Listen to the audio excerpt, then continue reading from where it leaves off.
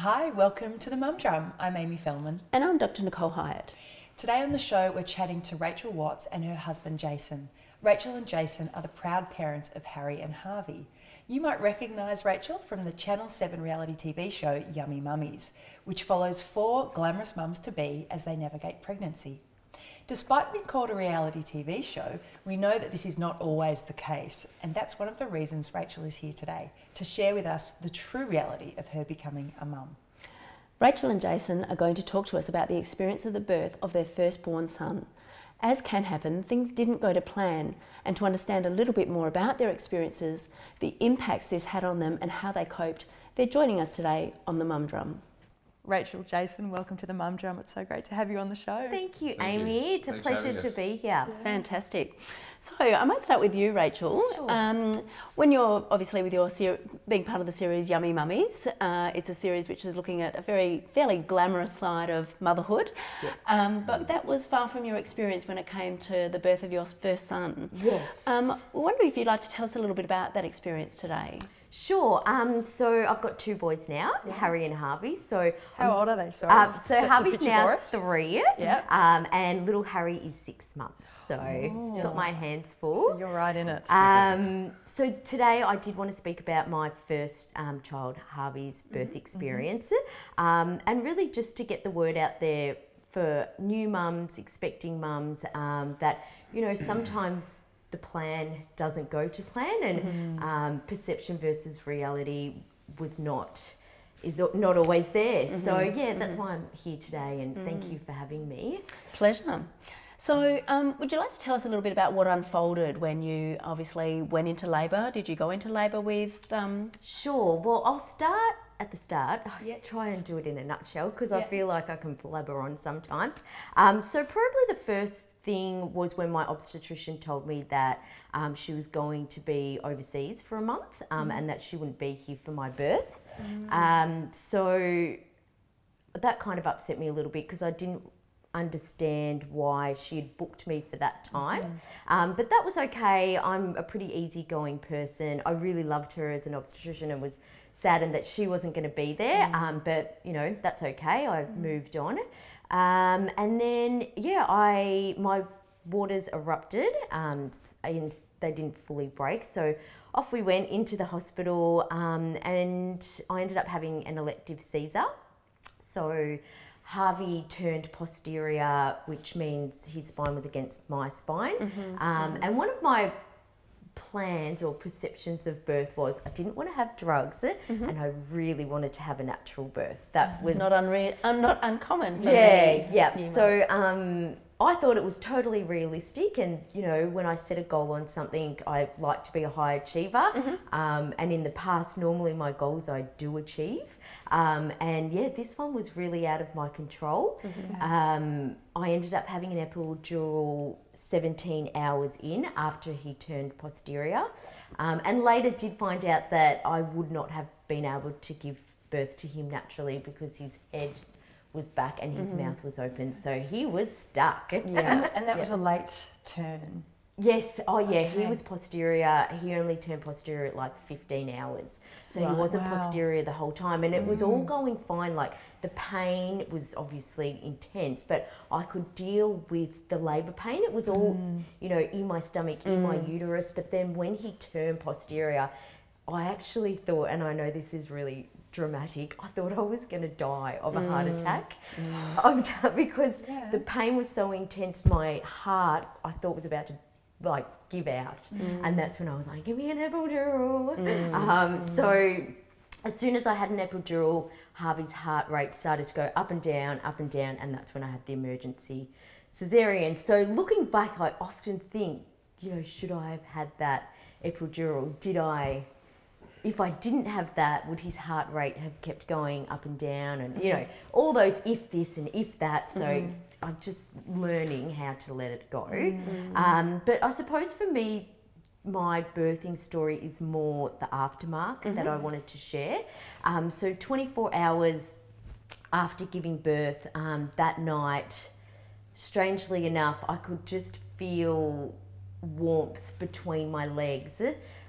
Didn't know what it was, but it didn't feel right. And I called a nurse. She checked my womb, and I was just covered in blood. Wow.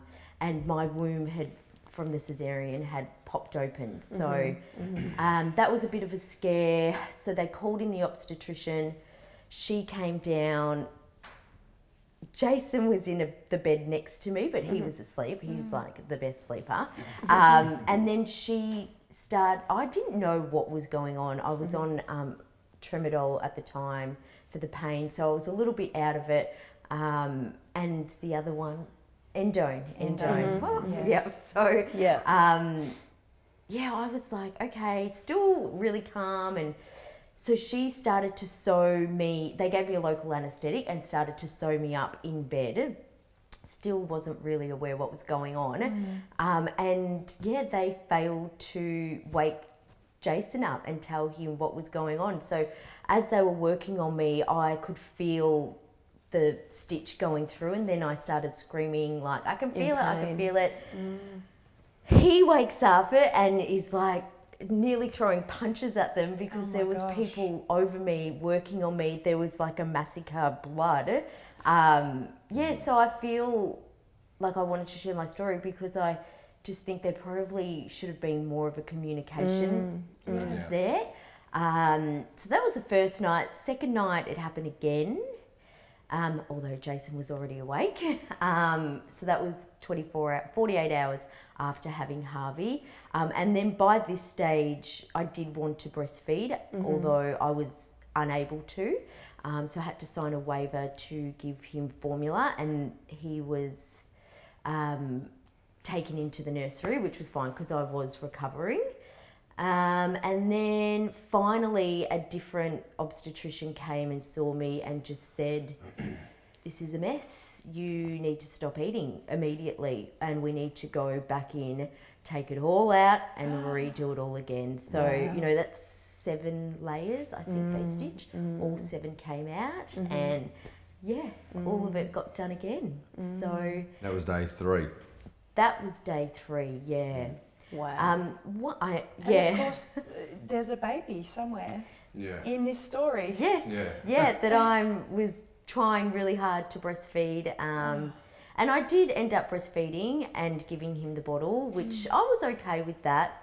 And I suppose one other thing that is probably the hardest thing that I've had to deal with is after I had the emergency cesarean, I was taken away to recover, and in my mind I always thought Harvey would be put on me and would stay with me, and I would breastfeed him straight away. And you hear the story where the baby creeps up and it follows your line, and that was my perception, like that is what was going to happen to me, and none of that happened.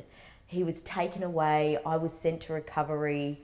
I was so out of it that I didn't realise I was there for 2 hours. Harvey was hungry. He hadn't seen his mum. He was with Dad, but he'd been in my body for 10 months. He should have been with me, and even now I think, he is a bit of a mummy's boy, but I even think now is some of his behaviour. He hasn't got major behavioural problems, normal toddler, but I often think, those 2 hours when he should have been with his mum, when he was hungry, he came out into this big wide world from being all tucked up in me, and I should have been there for him, and I wasn't. So in dealing with that has probably been the hardest over any of my, physical pain and all of that. And I probably haven't shared the story because most of the time I just feel, well, you got a beautiful boy out of this. You don't need to talk about it. Just get over it and move on. But after speaking with you, which we had a really good chat, I feel like, I want to be here today and want to show that, even if it's just to one mum out there, reality and perception are 2 different things. And, your birth may be fine, but it's okay if it's not. Can I just explore a little bit more with you around what it was like then when you were in that situation, say you were in the recovery area, what did that feel like? I mean, in terms of, did you feel numb? Did you feel overwhelmed? Do you think you were in shock? I was confused. I was really confused. I didn't know where Harvey was. Yeah. I was shaking uncontrollably. You had ice crystals on your spine. And I didn't realise I was there for that long. Yeah. I thought I was there for about 5 minutes and then I was taken up. I think if I understood that I was there for that long, I would have been asking, I did keep asking, where's my baby, where's my husband? And I can't even remember what they were saying, but it seemed, and I had to ask for something to put in my mouth because of my teeth were chattering. So I feel, even if I was in that state, if my husband was there, Harvey was there, and a nurse was there, we all could have been in the room together. Yeah, I was probably in a state of some form of shock, but I think I was also in a form of shock because everyone had just left. Yeah. I was in the room on my own. Yeah. On my own, baby was gone, I'd had emergency cesarean, nurse was popping in and out, are you okay? Well, no, I'm not, but at the time I didn't realise that I wasn't okay. It's not until afterwards when you're lying in bed, you know, 5 nights later, 6 nights later, and you just start to think back on everything and go, that was one of the most traumatic experiences I've ever had to endure. And I don't wish that upon any other mother. And then it kept going 24 hours, and then I had Harvey on Wednesday, and then I had my second operation on Saturday and was in hospital for 8 nights in all. You know, you said you sort of don't talk about this story a lot, and yet you're talking about it today with us as if it happened yesterday. It's every detail. Yeah. So impactful. And my heart rate's actually elevated. And I think because only 6 months ago I had Harry, and it was completely different experience. It just flooded back the memories of having Harvey and going. Harry's experience was beautiful, and I loved every single moment of it.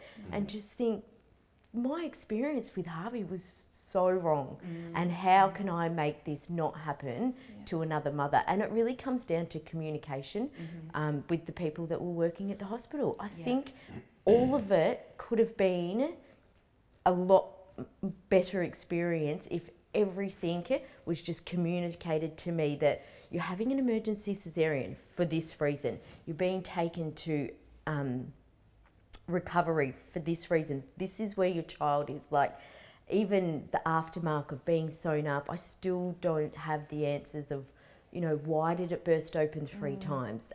Was I botched? I've had all, you know, am I a haemophiliac? No, I've had all my bloods tested. There's no medical reason for it to be the way it was. Yeah, look, and I just want to, I think it's fascinating that this is such a common story, I'm afraid, and it's not necessarily the event of the birth that is leading to a lot of trauma. It's the care that women and their partners are receiving, which is compounding the feelings of trauma. I don't think it helps that you, like most people, go into birth with very high expectations, thinking it's going to be candles and meditation music. We really did. I don't think that helps. That Foot massages. We start up here and lavender, visualization, lavender, candles, flowers opening. Oh, yes. God, yes. We thought my uterus was a rose, and I just needed to visualize the flower opening and give birth. Absolutely. But you know, those sort of things, having those expectations in the first place. And then there were so many themes that you've talked about which have been shown in the, not only in the research, but by other people's experience. One of them is the lack of communication, which you clearly say women are feeling, and their partners, that they're not being communicated with by health professionals, and that is compounding those feelings of trauma, not feeling empowered with information. I've got no role in here, and this leads to the whole feeling that things are happening to me rather than I'm working with my health professional, we're working towards an end goal. And that makes, you end up feeling totally violated. And in some cases, people are feeling like there's even what we call obstetric violence, where things are being done to you without your permission, and you're totally vulnerable and feeling violated. So they're two major things. And then the lack of sensitivity. Often both research and our consumer stories also talk about the way people are spoken to by health professionals and how that minimises their experience. It doesn't give them the opportunity to talk about what's happened or debrief, and that's compounding the trauma. And then to top it all off, quite often people are saying, what have you got to complain about? You've got a beautiful, healthy baby. And that's what I always thought. And I thought, no complaining. Like, I've told a few people bits and pieces of what happened. Obviously, Jayson and my mum knows everything. And my mother-in-law. But I'm like, I've got a beautiful baby here. Like, people want to hear positive things and, you know, how well I'm doing rather than... The reality. The reality was that, I was feeling really down after having this gorgeous baby when I should be feeling happy. And I was happy, but I had this niggling feeling in the back that I'd actually failed as a woman, not being able to give birth. And this went over 3 days. So, you know, the miscommunication started pretty much sort of from the get-go, even in terms of the body language. Like you were saying to us before off camera that you were very relaxed, but your obstetrician was quite heightened and speedy. She was screaming at the top of her lungs, sweating. She was sweating and running around the room. She burst through the door. I just can see it like it was yesterday. Screaming, emergencies, go, go, go. I'm like, I can't really walk out to my what's mum. going on? I thought, what's going on? So in that, is my baby dying? Like that's what I just wanted to know what was going on. so And you're not scary. informed. You've got no idea. You're not in control. You're not working as part of a team. And I have to say, I did do a calm birthing class that went through what happens when you have a cesarean. So for me, that was such a great piece of information because I knew I'd go into a room, it would be all white, there'd be like 20 people in there, all little blue people. And it was, and I was like, this is normal. If I didn't know that, I think I would have freaked out even more, but I was just like, okay, that's fine. I remember someone said this can happen. I remember calm birthing classes was, you know, 99% about natural birth, and there was a little bit Thank goodness they put in the 1%. Just that little bit. Do you think there was enough? No, I think there needs to be more. In that 3 days, did you guys converse about what was going on? Did you feel like there was an opportunity to ask for better communication? No, it was all about Harvey. So it was it really was. It's all about Harvey. I just had a baby, and so it should be. There was nothing about you. About that. No, nothing. We spoke a couple of times concerned that you might be a haemophiliac, but nothing was said to the doctors that she was. So, but it was predominantly more about Harvey. And just the cut was actually when that lady came back on the Saturday, and you went in for that procedure. She was excellent. She said, "Listen, this is not good. It's botch is a choice of word that you mentioned earlier, but I can think say I that." was And they opened her up, and then obviously came back, and it was done correctly. And she gave us a lot of communication, taking Rachel away. This is what's going to take place once it's all completed. Open it up, clean it up, and it's going to be much better.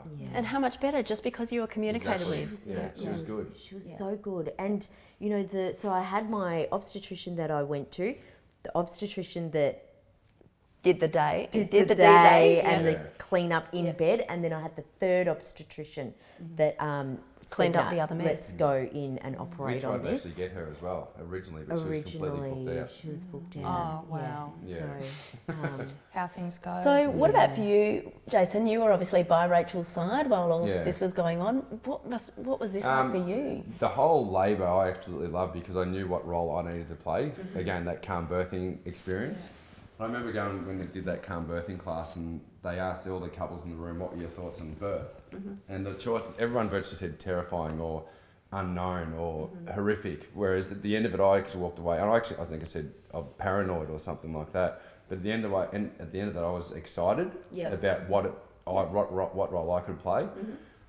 which I absolutely loved. So I know it was a bit of a traumatic experience. I enjoyed my labour as well. It was just the end bit. Yeah. But then I'll never forget, soon as the obstetrician came in and said emergency cesarean, I actually pushed the panic button and everything just changed in my mind. My brother, Matt, was sitting out there and was waiting the whole time with my mum, and I calmly walked out and I said, it's emergency cesarean. Rachel's going in, we're about to have the baby. We didn't know we were going to have a boy or a girl at that time. But again, the calm birthing class knew that this is what's going to happen, which was fine. Then Harvey was born. And again, I thought that time, because Harvey has been in Rachel for that 9 months, he should have been on Rachel's chest for a longer period of time than what he was. It was literally, he's out, put on my chest. I reckon for you tell me, I was 2 minutes maximum. Maximum. Yeah. Whereas with Harry was there for 2 hours. He was not taking it, and I was like, you are not taking my baby. And he pooed on you 3 times. He came straight out and like all the black went. I was like, I so don't care. You're still not taking it. Perfect. So that was really it's good. mine. Yeah. But then after they took Harvey away from Rachel, sort of thought, are they going to put him back or what's going on there?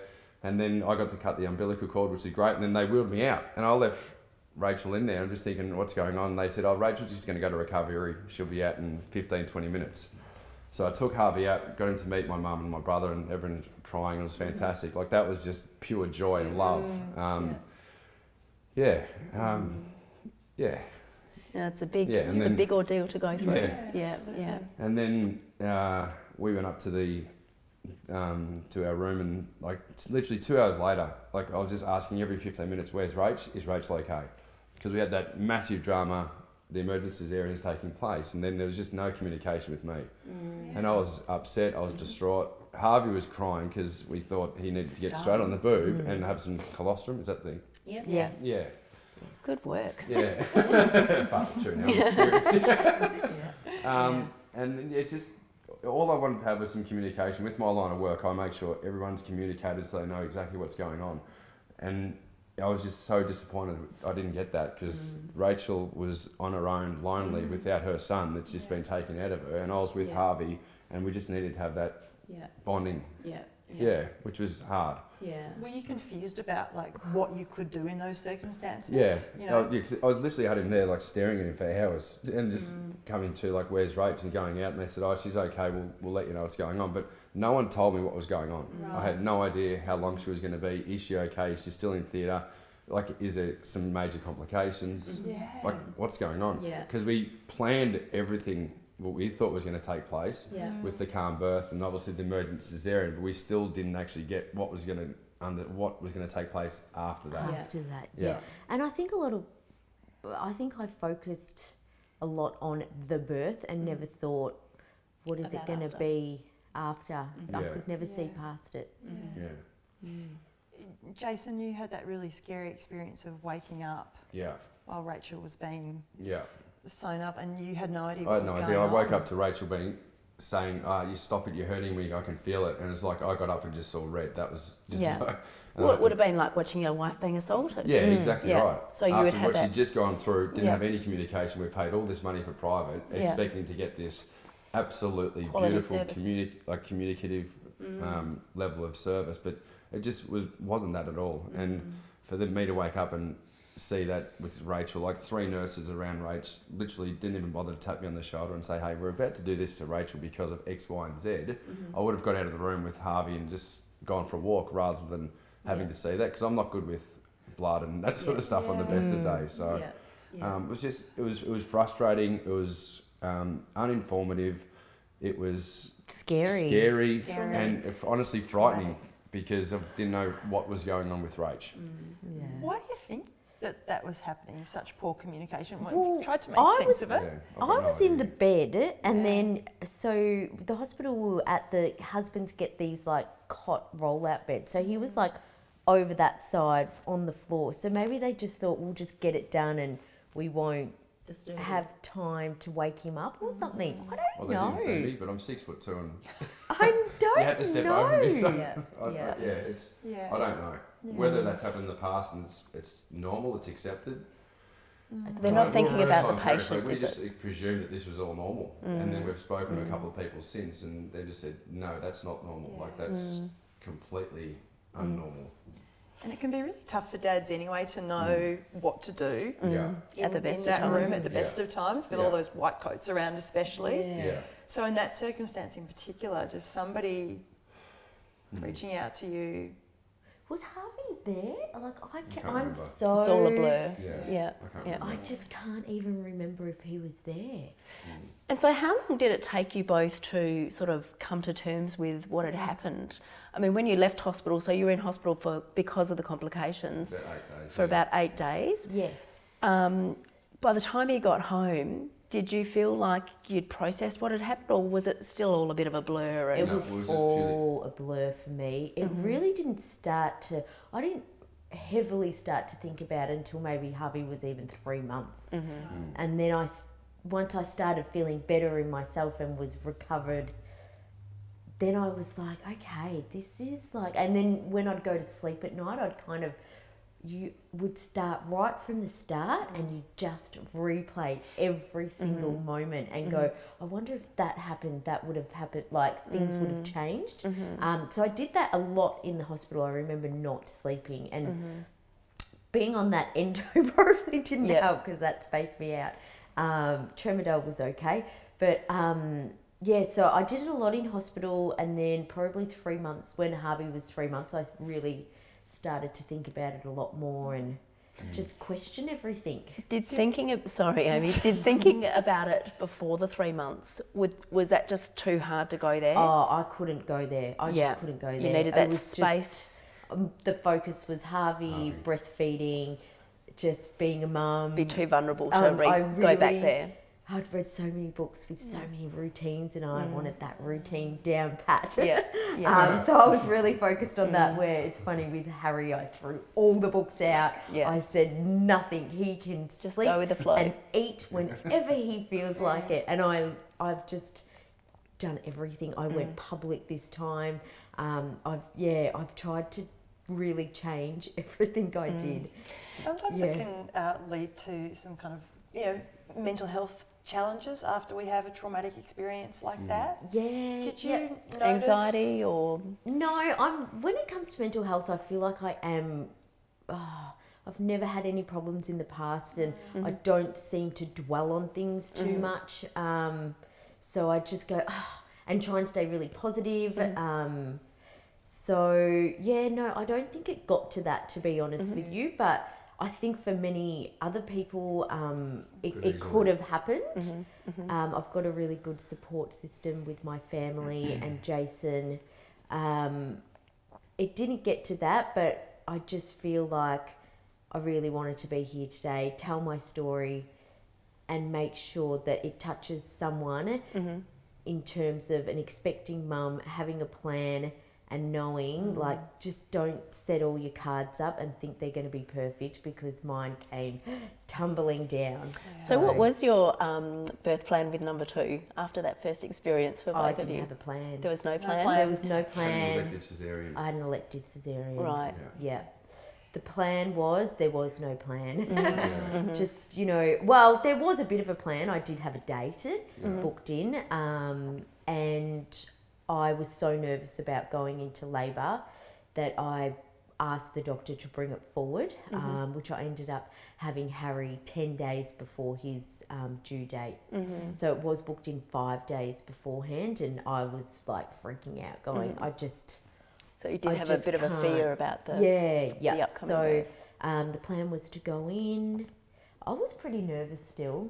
Yeah. But the one thing I remember with Harry, and it's the funniest things, those little things that you remember. When you have your epidural, is it an epidural before you have an elective cesarean? Yeah. Yep, so I was having the epidural. So Jayson goes out of the room for about 10 minutes, and I was on the bed and they were about to put the needle in, and I just felt someone's little hand just come and hold my hand, and I just looked up and she was just looking at me and she just smiled.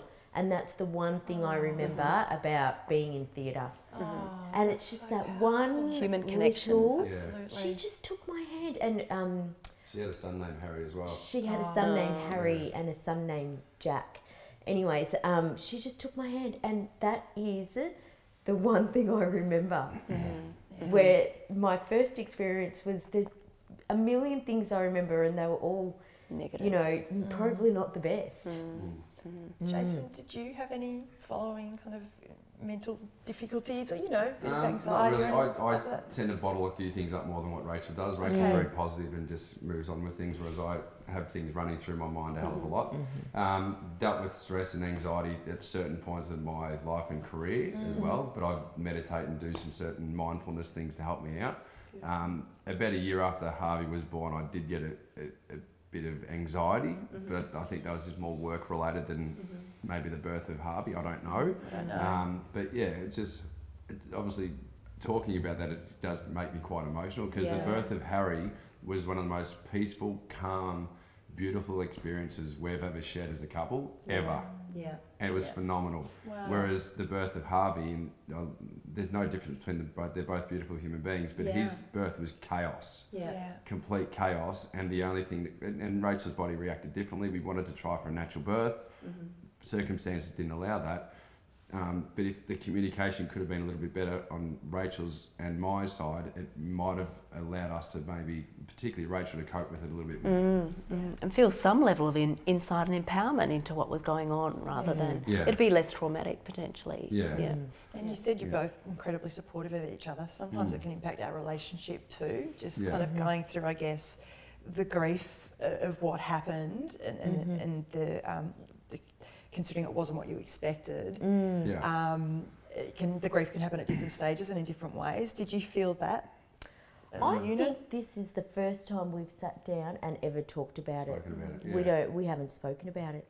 We've just moved on and just gone, let's just get on with life, and gone, oh yeah, that was shit. You know, but not really deeply gone, okay, let's break it down and process exactly what happened. And but having the firstborn as a couple is challenging enough. Exactly. So we sort of maybe dealt with that life adjustment rather than dealing with the challenge of the birth. Would you agree with that? I would definitely agree. Just got to move on and focus on the next challenge. We're quite fortunate. We are supportive of one another, so we don't have that sort of issue as a couple, so to speak, which is really good.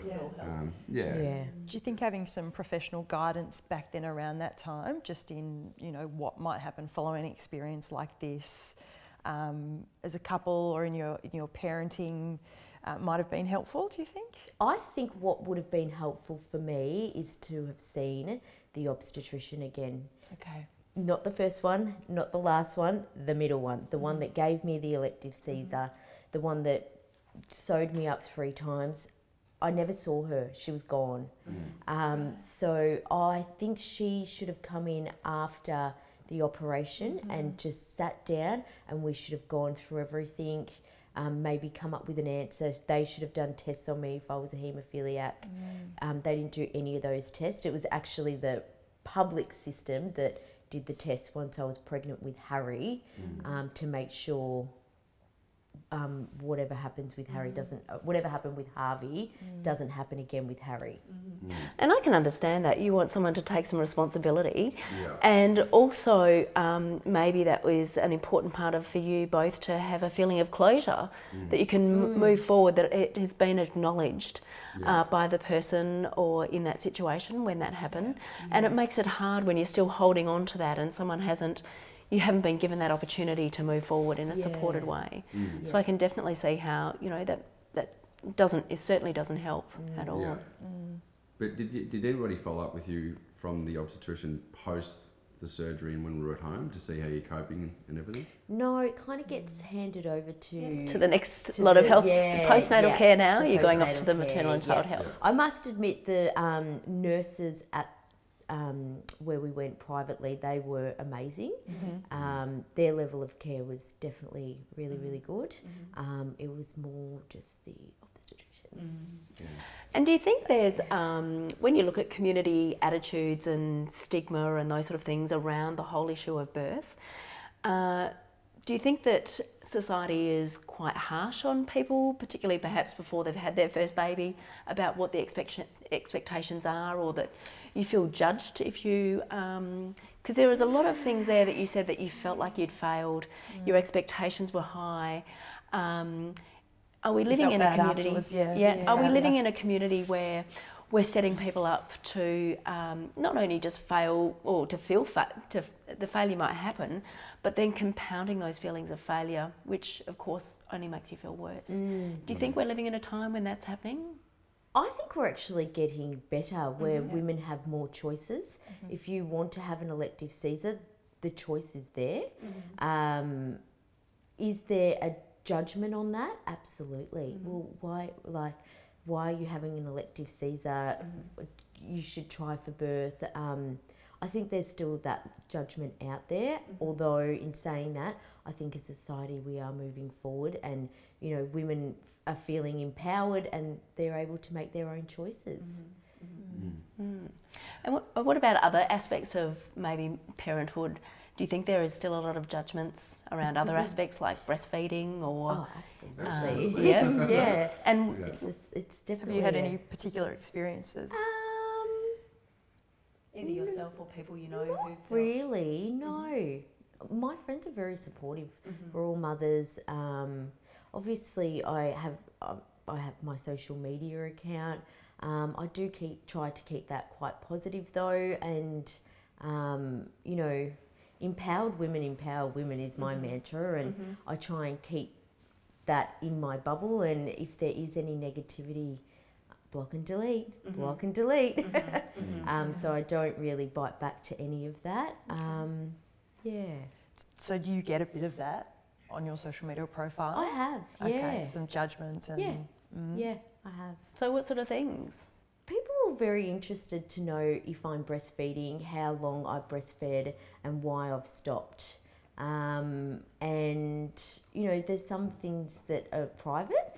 And, yeah, I've shared a lot on my social media account.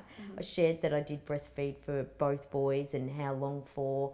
And I think, I just don't know, people just have their judgments, and you know, social media is an open forum, and they're allowed to have their opinion. I'm allowed to have my opinion. Everyone's allowed to have their opinion, and you know, we're all not going to agree on things.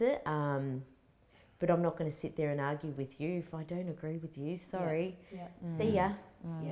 Yeah, I don't really have time to be fighting back and going back and forward. This may or may not be relevant, but the birth with Harvey was so challenging for you both, and then with Harry it was so smooth. Has it impacted the way that you've parented each of them based on those experiences, do you think? Not really, but in terms of personalities, they're completely different. Completely different. It's funny you ask that, because Harvey's birth was chaos and Harvey is chaos. Right. Yeah. Harry is the most calm baby. If you could guarantee me I would have another Harry, I would have another baby. Same. We can't. Yeah. We can't. Harvey is like the most beautifulest child, but he's full on, and he's challenging right from day one. But he's perfect in his challenging way. Of course. Yeah, he's perfect in his challenging way, but he's my wild one. Where Harry, harmonious, what do I call him? Harmonious Harry. He's just... he's just the opposite to Harvey. So whether the birth has got anything to do with their personality or how they are acting? I often think that. I It's hard often to think determine that. that. Of course, Yeah. of course. You wonder. I really do think that. Jayson, from a dad's perspective, what might have helped you in this journey a little bit sort of earlier on, do you think, to get through? After Harvey was born? Just more, maybe I could have been a little bit more supportive with Rachel, acknowledging what she'd just gone through, rather than sort of putting it to the side that that's how things happen with birth. I wasn't aware that that's what can take place. I wasn't educated. I've got two younger brothers, so the sort of birth was never really spoken about in our family until we conceived Harvey, went to the calm birthing class, and that's as much as education I've had over a 48-hour period. I didn't want to go to that. Rachel forced me, but I'm incredibly thankful I went through that. So in terms of my role, I could have been a little bit more supportive in communicating and maybe trying to get Rachel to open up and making her feel comfortable about what just taken place. Okay. So a person could have maybe, I don't know, if there's a person who contacts the father just to give me a bit of support, being the first time father, to say, hey, your wife's just gone through this experience, how she's acting. Have you thought about maybe asking questions? Whereas I don't know, just that could have been a little bit better for me now that we've spoken about this in this way. That's probably it. Wonders of hindsight. Yeah, exactly right. Exactly. Yeah. I think a few times we spoke about we should write a letter to the hospital as well. Yeah. But we get busy. As part of the debriefing process. Yeah, we just didn't, did we? We were so tired and vulnerable. We got a new baby. Yeah. But our focus wasn't there whatsoever. You don't have the energy. Yeah. And we didn't really know that it wasn't that normal of a process until months later when we started sharing our experience with other mums, and particularly when we conceived Harry and we went through the process of obviously choosing to go public versus private, where we shared our experience, and that was when we got our eyes really opened up about how traumatic that was for Rach, because that is not just common. Taken it on board. Absorbed it all. What were the starkest differences for you between the private and public? Communication. Yep, without a doubt. And the people in the room on the birth were calm and talking to Rachel the whole time and seeing how she's going, asking us what names we've chosen. Because at that stage when Harry was born, I called him Jack. So he was Jack for 20 minutes, and then Rachel goes, no, he's Harry. So, okay, equal rank. But it's communication. It was calm, and the lady who held Rachel's hand was the anaesthetist, and I can't remember her name, but she was just a beautiful human being. And it was just really refreshing to be in that room. And then when Harry was born, to be placed on Rachel's chest, like that bonding moment that they had was just perfect. And what it was supposed to be. Yeah. And what a small, humane thing to hold someone's hand. I mean, how hard is that? It gives me goosebumps right still now. That's the one thing that I remember. Well, it's been fantastic talking to you. Is there any other kind of advice or pearls of wisdom, around this experience that you guys might want to share with our viewers? Me personally, I'd encourage any first-time father to go through the calm birthing class, just to understand what roles we can play through that whole labour process, and sort of be prepared and sort of educate yourself a little bit further if it does have to go to an emergency caesarean, how you can sort of be educated and what to potentially expect. Fantastic. Great advice. To a first-time mum, and it's so easy to say this, but it's hard to actually do it. Just have a plan, but if it doesn't go to plan, then it's actually okay. If something doesn't feel right, speak up. Whether it's you speaking up or you telling your husband to speak up, because I probably at that time I was on a lot of drugs and I wasn't in my right mind. I kind of look back and wish that maybe not me speaking up, but Jayson's quite good with that kind of thing. I should have said to him, hey, this is not right, you need to pull them in, let's have a meeting, I want to know the ins and outs of this, this and this, why did this happen, what's going on here, where we didn't do any of that. So if something doesn't feel right, speak up and make sure that you get the communication back, and if you don't, just keep asking the questions. Yes. And maybe if you'd been given permission in your journey, you might have done that. And it's true that you should be offered it was very clear that this wasn't a straightforward birth. It should be standard protocol that all patients are offered debriefing and support, and to identify additional supports that's needed. That is part of good practice, is allowing that to happen, which obviously again didn't happen for you guys. And I believe that part of that might be about fear of litigation and things like that, that often it is brushed under the carpet, and that just often leaves the parents feeling more so that their experience hasn't been acknowledged for whatever reason. Definitely. Great. Do you think maybe you'll write that letter? 3 years down the track. I don't know. Possibly, I don't know. Should we just tag the hospital in this? Hey! Social media. Social media is a powerful tool, but I don't want to throw anyone under the bus. That's not what I'm here for. Yep. I'm actually here to help other mums, expecting mums, or mums that have had a similar ordeal to me and are still 5 years, 6 years down the track feeling, I still don't feel right about this. Maybe blaming themselves as well. Maybe watching. And I also think the looking back and thinking, if only this, if only that, that's part of the trauma as well. So it's really important that we acknowledge you could only do so much at the time. You only knew so much at the time. This is the situation you were in. You couldn't write the letter. You didn't have the resources. So acknowledging that that's part of the context to be able to help let it go as well. Let it go. Is that's so important. What I was going to say. When does the when does that stop? Like, well, it can go on forever. And also it's important to note that obviously if it is causing ongoing distress, that it's important to seek help. So our viewers know that if it's starting to take over. Rachel, Jayson, thank you so much for talking with us on the Mum Drum today. It's been such a pleasure and so insightful, and you've been so generous, both of you. No worries. Thank you so much for having us. Thank you. Thanks, Nicole. Great. As always, we have some great information on all aspects of emotional and mental health on the COPE website. And of course, we cover all of these issues and more in the Ready to Cope guide to pregnancy and early parenthood, including preparing for birth, coping when things don't go to plan at birth, and how to recognise anxiety, stress and trauma following a traumatic birth, and when to seek help. So be aware and be informed, and sign up today at readytocope.org.au. So that's all we have time for. Take care, and we look forward to seeing you next time on the Mum Drum, where we discover how mums and dads navigate the beautiful chaos of motherhood. See you next time. Bye for now.